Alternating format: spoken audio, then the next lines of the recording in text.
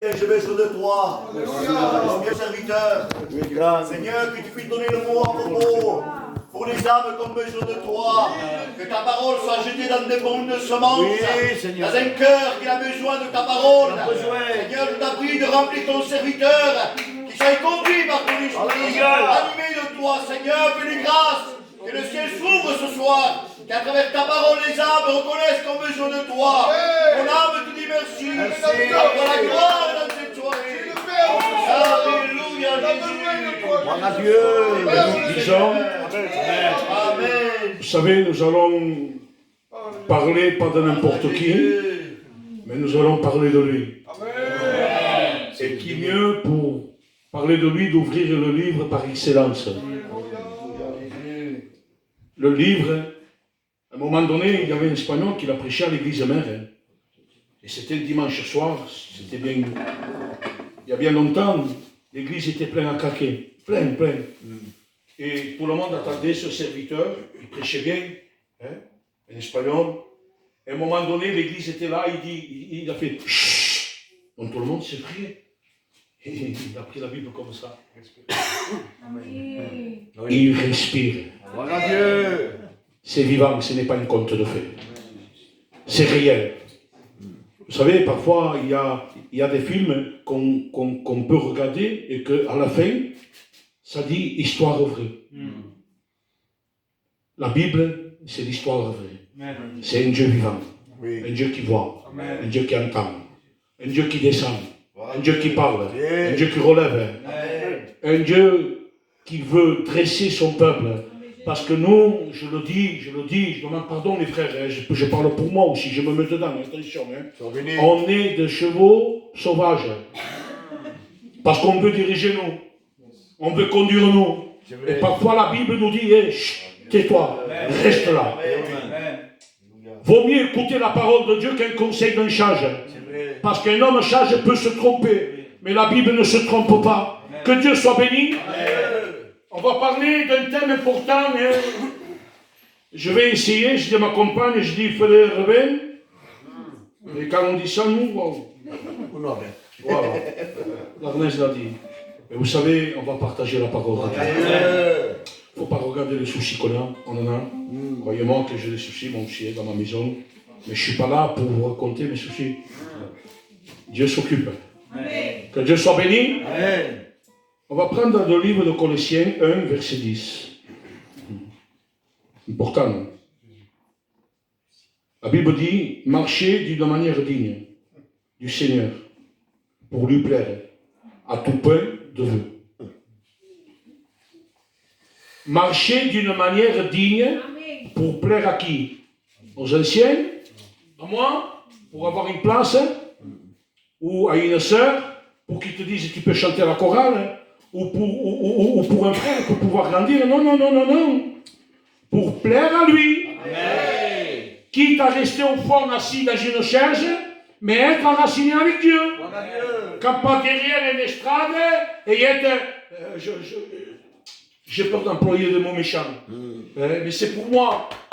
C'est pour moi. Pourquoi être ici derrière l'estrade pour jeter des missiles charnels? Reste là où tu es. Tu seras un arbre planté près d'un courant d'eau. Tu seras un sujet de bénédiction pour ton frère et pour ta soeur. Tu vas te garder de dire une vérité. Si tu veux plaire à Dieu, si je veux voir un frère pour lui dire une vérité, Seigneur, si je lui dis, ça va lui faire mal, alors j'attends. Je ne dis pas. C'est vrai. Qui je suis moi pour venir pour tout casser et je vais te dire la vérité. Mais attends, est-ce que j'ai prié? Est-ce que je suis un homme de prière? Je parle à moi. Est-ce que je suis spirituel ou je suis charnel? Avant d'aller porter la lettre, la Bible dit, avant de regarder la paille qu'il y a. Moi, je suis spécial. Ouais, tu vas bien ça, paille? Je ne m'aperçois pas, je me coûte comme ça. Je veux plaire à Dieu, mais je veux m'incliner. Je veux attendre que Dieu me parle. Parce que si je suis Si je marche dans la dignité, je plais à Dieu et non aux hommes. L'apôtre Paul dit, si je devais plaire aux hommes, je ne serais pas serviteur de Dieu. C'est vrai. Parce que moi, j'aurais ce sentiment, j'aime me faire plaisir. J'aime aider, moi. C'est quelque chose, c'est pas rien. Quoi, rien, c'est ça. Je ne sais pas le faire. Il faut que Dieu me donne la force. Croyez-moi. Mais parfois, il est préférable de perdre un ami, même de la famille. Parce que si ma famille c'est un sujet de chute, ah Seigneur, je m'en vais. Dieu appelle Abraham. Abraham, il était bien avec son papa, avec sa maman. Il dit Abraham, il ne le connaissait pas, c'est la première fois qu'il entend la voix de Dieu. Il dit, lève-toi, je veux te parler. Il se lève. Mais ses parents étaient à côté. Il avait sa famille. Il dit, lève-toi et va-t'en de ta patrie, de ta maison, de ta famille. Le pays où je te dirai. Il a dû se faire une séparation. Parfois, il faut se séparer. Si tu es une occasion de chute, je me sépare de toi. Si tu dois me faire tomber, alors Seigneur, je t'aime, Joseph, mais je dois prendre ma direction. Je veux plaire à Dieu. Parce que si je plais à Dieu, Seigneur, je serai récompensé. Il ne faut pas que le sentiment rentre dans les choses spirituelles. Le charnel, c'est le charnel. Le spirituel, c'est le spirituel. Parfois, dans une église, dans un cœur, il y a le spirituel et le charnel, que vous voulez, que vous ne voulez pas. On est obligé de travailler avec. L'apôtre Paul dit, qui me séparera de ce corps mortel? Que Dieu soit béni. Le mot, Seigneur. Le mot digne veut dire conforme. Conforme. Je ne veux pas être déformé, moi, je veux être conforme. Je ne veux pas imiter, je veux être conforme. Comme la parole de Dieu me le dit. Lorsque Dieu me dit, Paul, assis-toi, je suis conforme. Je m'adapte à ce que tu me dis. Paul, tu as tendance trop à tourner d'un côté. Sois honnête. Être conforme. Je veux me conformer à Dieu. Parce que je sais que je serai gagnant. Que Dieu soit béni. Le mot digne veut dire honnête. Honnêteté. Il faut être honnête dans la vie. S'il faut que je reconnaisse ce soir que je demande pardon devant Dieu, soyons honnêtes, mes frères. Soyons honnêtes, il ne faut pas apparaître ce que nous ne sommes pas, Seigneur. Parce que la Bible dit, celui qui veut apparaître ce qui n'est pas, il se détruit. Et être honnête, c'est celui qui va ouvrir son cœur. C'est celui qui va avouer. Celui qui va dire, Seigneur, je te loue. Seigneur, je marche devant toi. Seigneur, je veux être une lumière. Mais ce soir, je veux être honnête, Église. Honnête pour demander pardon. Honnête pour avouer. Dis, Seigneur, je viens devant toi tel que je suis. Dieu aime le cœur honnête. Pas de fausseté. Ah, Seigneur. Le mot digne veut dire respectable. C'est une qualité. Vous savez ce qu'on dit nous, nos anciens? Si tu veux être respecté pour un jeune, respecte-le. Pas ici, en Perpignan, j'ai vu, moi, des hommes qui ne sont pas convertis. Ils ne sont pas convertis. Mais leur manière de faire, ils ont un âge. Ils ont 50, 60 ans. Ils vont en boîte de nuit. Ils font des jeunes. Et après, s'il y a un problème, ils veulent arranger le problème. Si j'ai un problème dans ma maison, et je dois appeler, je ne vais pas appeler n'importe qui, moi. Je vais appeler quelqu'un de respectable, qui cote, quelqu'un qui fait les 400 coups, qui se drogue, qui fait ce qui est laid, ce qui vit dans le péché. Comment voulez-vous que je l'appelle pour arranger un problème? Seigneur Jésus, j'appellerai un homme respectable. Un homme qui a un témoignage. Chez nous, il y a un homme à Perpignan l'Ancien. Lorsqu'on y va, on sait à qui on met l'affaire. On met l'affaire devant un homme qui sait qu'il est respectable, qu'il a un témoignage. Mais un homme qui c'est un pantin, un homme que tu le vois un jour, il est là, et le lendemain, vous le voyez en boîte de nuit, faire le jeûne. Ça ne pèse pas, ça. Vous voulez être respecté par Dieu? Respectez-le. Soyez honnêtes, Église. Nous avons un Dieu à respecter. Moi, je le respecte parce qu'il est Dieu. Parce que j'ai rien à dire contre lui, moi. Est-ce que j'ai quelque chose à dire contre lui? Est-ce que je peux contester contre lui? Il est respectable, notre Dieu. Il mérite que toi, tu t'inclines. Il mérite, toi. Ah, Seigneur, il mérite. Pourquoi il mérite? Parce que lui, il a dit, il a fait, il a accompli. Amen. C'est vrai. Parce que c'est lui qui nous a rachetés. Parfois, on se dit, on a donné notre vie, notre jeunesse, Nicolas. On a donné un témoignage. On dirait qu'on a donné quelque chose de bon à Dieu. On a donné du poison à Dieu. Tout ce qui valait rien. Tout ce qui valait rien. La méchanceté, la haine, l'orgueil, la drogue, l'alcool. Tout ce qui est mauvais. Et lui, il nous a pris. Il a pris ce poison, j'imagine. Il a pris ce poison. Il en a avalé. Pourquoi je dis ça? Parce qu'à un moment donné, dans le ciel, le respectable, il a fait un appel. C'est vrai. L'honnête, lui, il est honnête. Lui, il est sérieux. Lui, il est saint. Et il regarde l'humanité. L'humanité condamnée. Et le respectable se lève. Il dit, qui enverrai-je qui marchera pour nous? Il y a des anges spéciaux dans le ciel. Il y a des anges qui volent et ils ont 6 ailes. Ils ont 2 pour se couvrir, 2 pour voler et 2 pour se casser le visage. Et ils disent, Saint, Saint est l'Éternel des armées. Mais ça, pour toute l'éternité, non-stop, depuis que le monde, que les anges ont été créés, ils disent Saint, Saint est l'Éternel des armées. Mais ils ne s'arrêtent pas. Et lorsque Dieu va faire cet appel, ces anges, la Bible ne le dit pas, j'imagine les frères, ce jour-là, ces anges, ils n'ont rien dit. Ils n'ont rien dit, il n'y a qu'une voix qui s'est levée. Il ne dit pas, envoie-moi moi.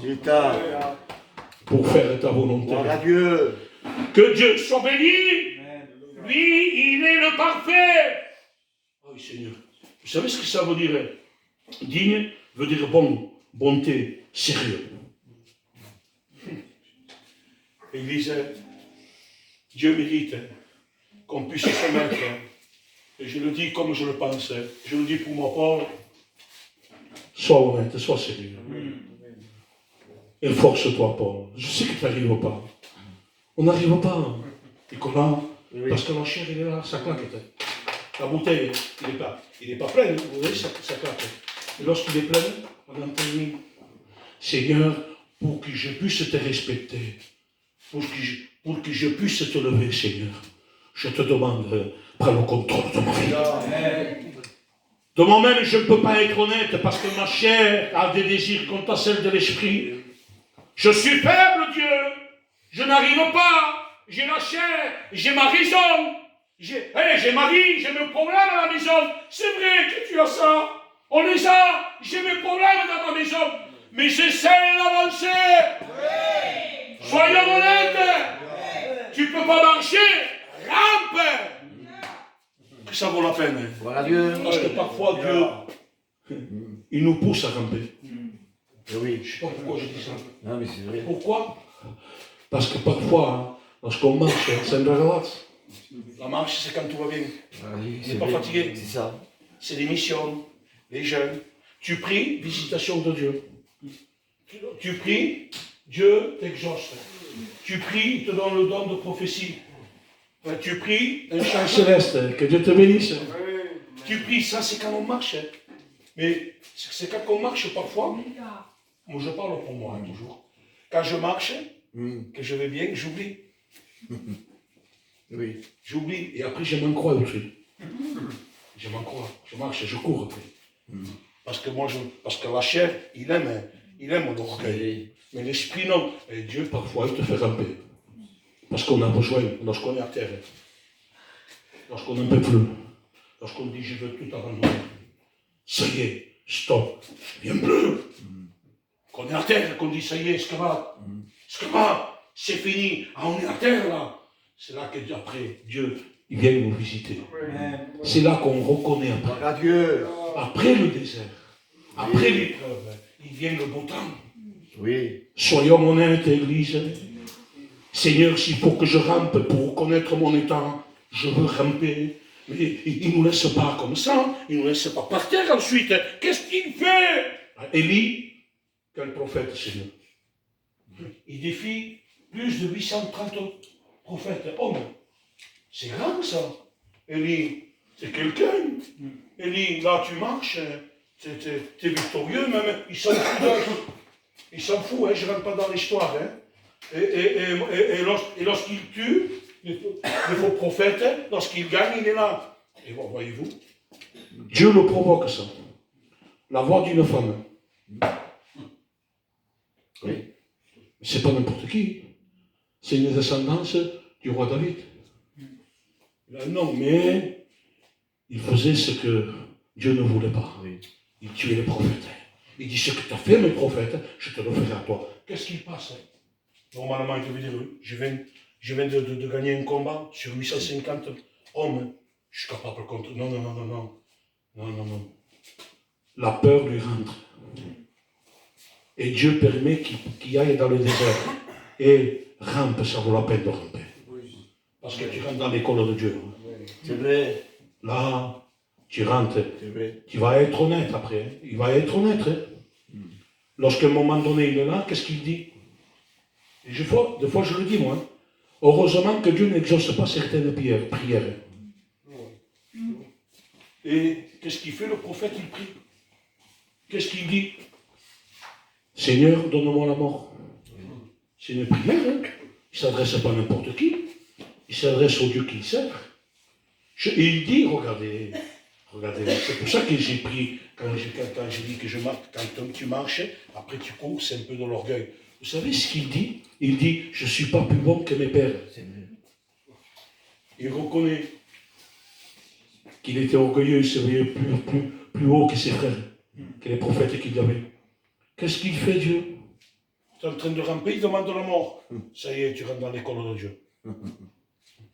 Il envoie un ange. Il y avait de quoi le gronder. Quoi? C'est une fois, je vous tous. Et qu'est-ce que tu as fait? Pourquoi tu as fait ça? Pour quelqu'un? C'est normal. Mais Dieu, il est digne et respectable. Il est un papa. Avec un cœur de maman. Il envoie un ange. Alors ça y est? C'est un borgnard, c'est un ange de réveil. Une main tendue. Dieu. Cette réunion, c'est une main tendue. La main de Dieu est sûre. La main est forte. Merci. Je demande pardon des anciens. C'est faux. C'est vrai. Mais la main de Dieu est véritable. Pourquoi? Il dit même qu'une mère venait abandonner son enfant. Dieu. Moi, l'Éternel, je ne t'abandonnerai jamais. Élie. Élie, lui s'est réveillé. J'imagine, si moi je serais Élie, j'ai demandé la mort, je fuis loin de Dieu, j'aurais peur. Il sait, il connaît Dieu. Et il regarde, et il ne le voit pas fâché l'ange. Il amène une cruche d'eau. C'est la parole. Et un gâteau cuit. Il avait inventé les fours, déjà. Il voit qu'il a besoin. Il est en train de ramper là. Il a besoin, qu'est-ce qu'il fait, il lui met le gâteau, il lui met la boisson, la bouteille d'eau, on dit, hein, et qu'est-ce qu'il fait? Il se rendort. Ça ne va rien, là, non? Ernest, je suis avec toi, Alain. Ça y est, non, tu te rendors, toi. Parce qu'il est encore atteint par la faiblesse, il est dans le désert. Dieu le traite. Et dans ton désert, reste ici, hein. Parce qu'il est préférable que ce soit Dieu qui t'enlève. Comme pas les hommes, parce que nous, on se croit parfois hors du désert de Dieu, mais c'est pas vrai. Hein. Et lorsqu'on sort du désert, de notre désert, on est charnel. Parce que c'est le désert, il est à nous ce désert, il n'est pas à Dieu. Dans le désert de Dieu, on rentre, on sait quand on rentre. Quand on a un souci, un problème, on sait quand on rentre. Mais on ne sait pas quand est-ce qu'on va sortir. C'est Dieu qui nous fait sortir. Et là, je reviens. Il y a une deuxième fois. Dieu se brave. Dieu se brave. Il y avait de quoi le condamner. Il pouvait choisir un autre homme. Tu veux pas? Je veux choisir, il y a des hommes. Non. Dieu tient sa parole. Il est honnête. Il est respectable. Il est un papa. Il le réveille une deuxième fois, il mange. Et là, il voit que la grâce de Dieu découle. Il mange, il voit. Il mange, il voit. Et il marcha 40 nuits, 40 jours. Et il monta à la montagne de Dieu. Je vous le dis ce soir, regardez ce qu'il dit la Bible. Si tu marches dans mes voies, je serai avec toi.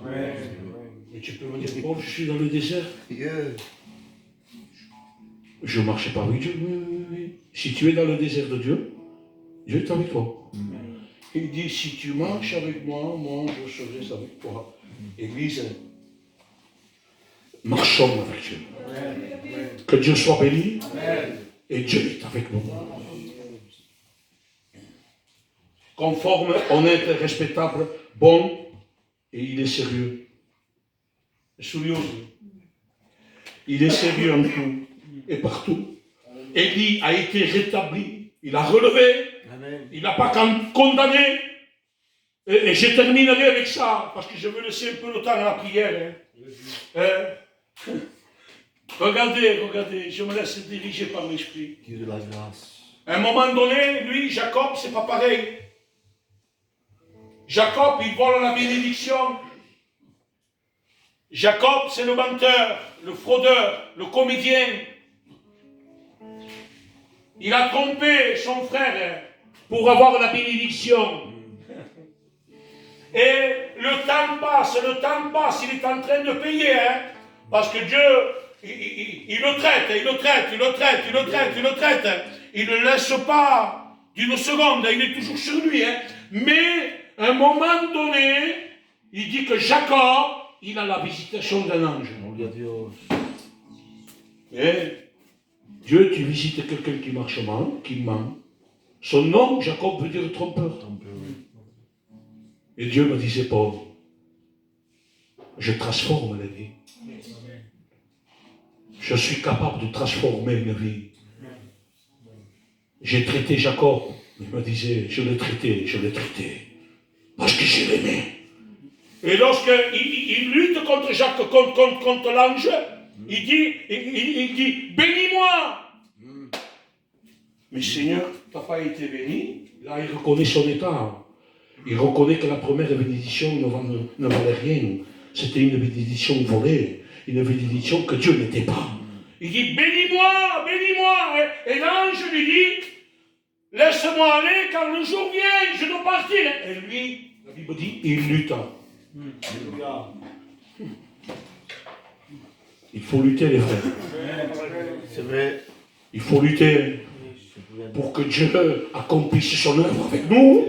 Que Dieu soit béni. Et à un moment donné, il dit, laisse-moi. Et Dieu lui fait grâce. Il va le bénir. Premièrement, il va le changer de nom. Ah, t'es plus la païenne, hein. Celle qui s'y dispute. Hein. Celle qui dit n'importe quoi dehors. Tu changes de caractère. Hein. tu changes ta marche, tu changes ta vie. C'est une nouvelle naissance. Que Dieu soit béni. Il enlève tout ce qui est charnel. Je vais te changer le nom, tu ne seras plus Jacob. Le trompeur, la trompeuse, la malicieuse, celle qui allume des feux, étranger, pour murmurer, pour critiquer. C'est fini ça. Je t'appelle Israël. Je t'appellerai Israël. Tu seras une colonne dans ta maison. Tu seras un bouclier pour ta maison. Nicolas. Alors, qu'est-ce qui se passe? Mais attention, on va le marquer. Gloire à Il Dieu. va le marquer, il va le donner une coup à la jambe. Et cet homme ne marchait plus droit. Il boitait. Il boitait. Je vous dis quelque chose de la part de Dieu. Dieu va changer ton nom, mais il va te marquer. Lui va changer ton nom. Mais après, il faut que les gens voient avec ta marche. Une différence. Une cadence différente. C'est vrai. Et hop, il n'est pas pareil. Il marchait droit, maintenant il marche comme ça. Qu'est-ce qui s'est passé? C'est normal. Dieu l'a béni. Il a une marche de chrétien, il a une marche de serviteur de Dieu. Il a une marche de berger. Ah, que Dieu soit béni. Que Dieu nous marque ce soir. Qu'on puisse sortir, ça y est. Je veux boiter spirituellement, mais dans le bon sens. Et je vous dis quelque chose. Pourquoi il a marqué? Parce que Dieu me l'avait dit. Parce que parfois, lorsqu'on passe par des moments difficiles, les sœurs et les frères, on est tous dans la même barque. Et nous, les anciens, c'est vrai. Quand on passe un moment difficile, qu'on est relevé, c'est mon côté de business. Je parle pour moi. Quand j'ai péché, quand j'ai menti, quand j'ai murmuré, quand j'ai critiqué, quand j'ai pas aidé un frère, quand j'ai pas aidé une sœur, quand j'ai été jean-foutiste. J'oublie ça, je suis fort. J'ai l'église de Béziers, attention, j'ai la Bible, Simon, attention. Et parfois, on fait des scènes. Je parle pour moi, et pour tous. Enfin, attention, je marche bien, moi. Je m'écarte des gens. Attention. Je dis, pourquoi tu l'as marqué? Parce que lorsqu'il verra quelqu'un qui pêche, ou une sœur ou un frère qui murmure, avant d'y aller avec une haine pour juger, il votera Paul. Et ça va lui dire, rappelle-toi, rappelle-toi, t'as critiqué, rappelle-toi, t'as péché. Ne te crois pas plus sain que les autres. Et que Dieu nous marque dans ce sens-là aussi. Parce que l'Église a besoin d'être unie. L'Église a besoin d'être unie. Je vous le dis la dernière fois, l'Église va trop bien. Timpo comme bébé. Dieu me témoigne. Timpo, pour Zoumi, mais attendez, il va venir. Il va venir avec un vent, avec une tempête, et tout va bouger. Mais même que tout bouge. Je ne sais pas si c'est Jimmy ou Payot qui disait ça. On ne peut pas empêcher les oiseaux de voler. Comment? On peut les empêcher de faire un nid. S'ils font un nid, c'est parce que c'est toi que tu l'as fait. Et ça prend la tête, le nid. Ça prend les pensées, ça prend la vision, ça prend le langage. Seigneur, vous n'êtes pas n'importe qui. Vous êtes des princes, les frères. Vous êtes des princesses. Ça ne veut pas dire que des fois, ça peut arriver qu'on manque. Mais Seigneur, ça peut arriver. Ça peut arriver qu'on dit quelque chose. On ne veut pas le dire, mais ça part. On a fait mal avec un frère ou une sœur. Mais Seigneur, ça peut arriver. Ça ne veut pas dire que ça n'arrivera pas. Demain ou après-demain. Ça peut arriver. Mais Seigneur, ayez l'intelligence, soyez honnêtes. Les sœurs, les frères, la jeunesse. Ayez l'amabilité de demander pardon. Amen. Dire, Seigneur, je te demande pardon. Et allez trouver la personne. Ne tarde pas. Parce que l'ennemi va allumer un feu.